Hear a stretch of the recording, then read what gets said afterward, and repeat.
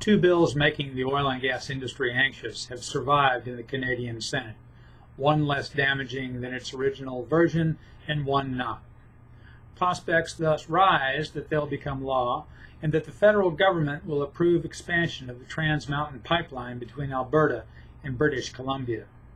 Officials and industry leaders in oil-producing Alberta and Saskatchewan had hoped Bills C-69 and C-48 would die in the Senate.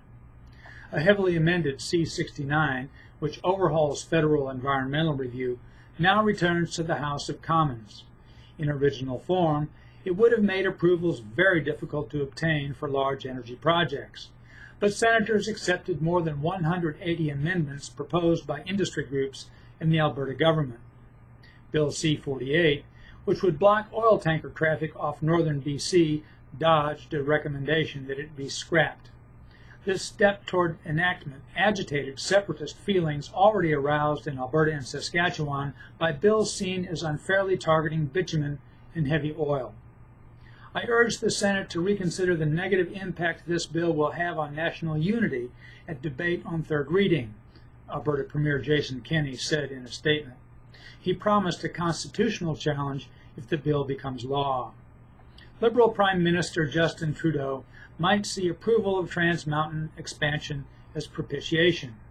His government bought the existing 300,000 barrel a day Trans Mountain system in May 2018 from Kinder Morgan and took over the stalled 590,000 barrel a day expansion project.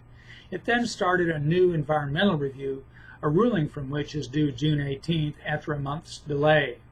If approved, the project still would face fierce opposition in BC.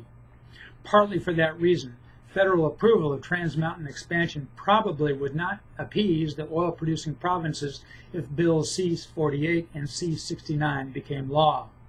As Kenney hinted, many people in Alberta and Saskatchewan feel punished by Ottawa, especially if, on return to the House, C-69 reacquires any of its original hostility toward pipelines. Trans Mountain approval will be dismissed as a futile sop, and deservedly so. I'm Bob Tippie, editor of Oil and Gas Journal, and that's the editor's perspective, which appeared first in text at www.ogj.com on June 7, 2019. To comment, join the commentary channel at www.ogj.com/oilandgascommunity.